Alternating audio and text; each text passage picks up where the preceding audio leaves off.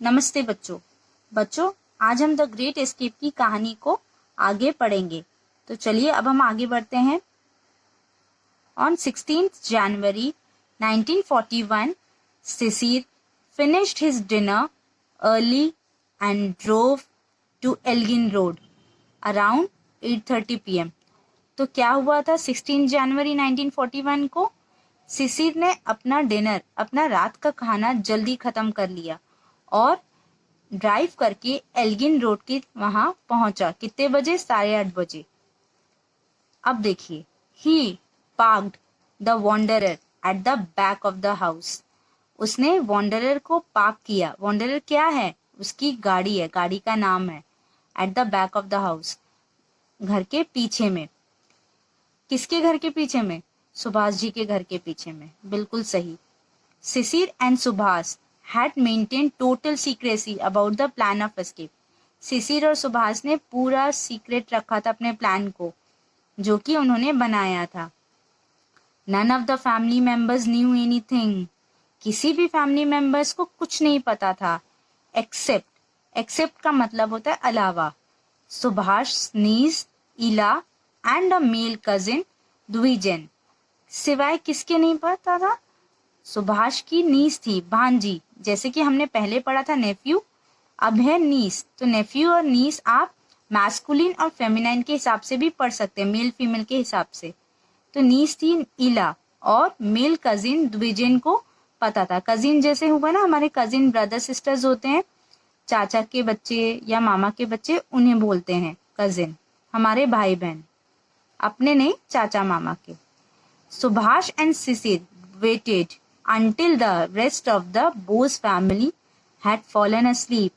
सुभाष और सिसिर वेट किए। कब तक? जब तक बाकी के बोस फैमिली के मेंबर्स सो नहीं गए।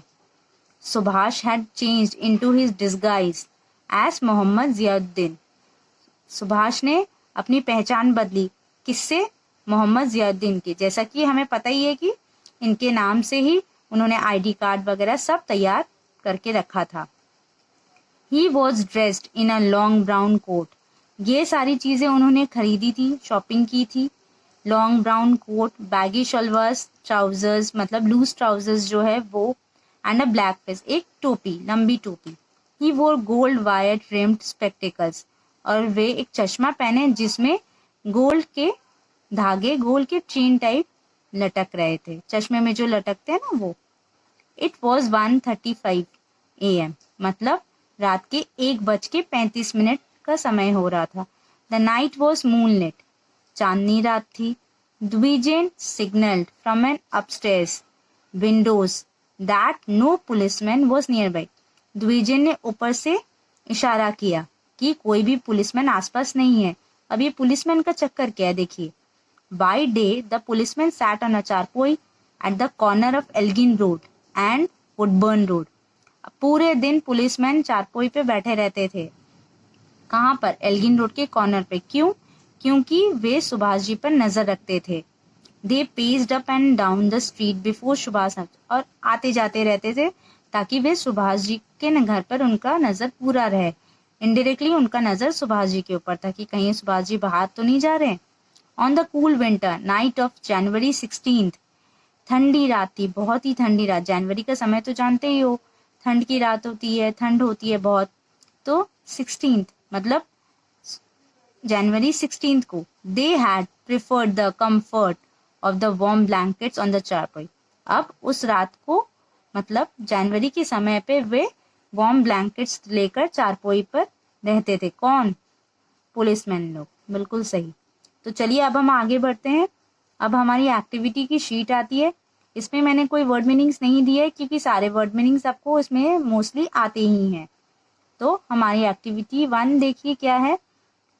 पहली है spelling finished, dinner, drove, secrecy, niece, division, disguise, moonlit, charpoy, preferred. तो ये सारी स्पेलिंग्स आपको 3 बार प्रैक्टिस करनी है, लिखनी है बिल्कुल सही, जैसे स्माइली लिख रही है वैसे ही। लिखनी है, अच्छे से प्रैक्टिस करनी है और याद करनी है और बिना देखे लिखनी है आपको। नेक्स्ट है एक्टिविटी 2 की शीट, जिसमें कि क्या करना है आपको, write T for true and F for false statements in the given boxes, give supporting statements for each of your answers. अब आपको क्या करना है, आपको गिवन स्टेटमेंट्स बहुत सारे दिए हुए हैं, 4 स्टेटमेंट्स दिए हुए हैं, उनमें आपको ट्रू और फॉल्स बताना है। ट्रू आपको लिखना है T से और फॉल्स लिखना है F से।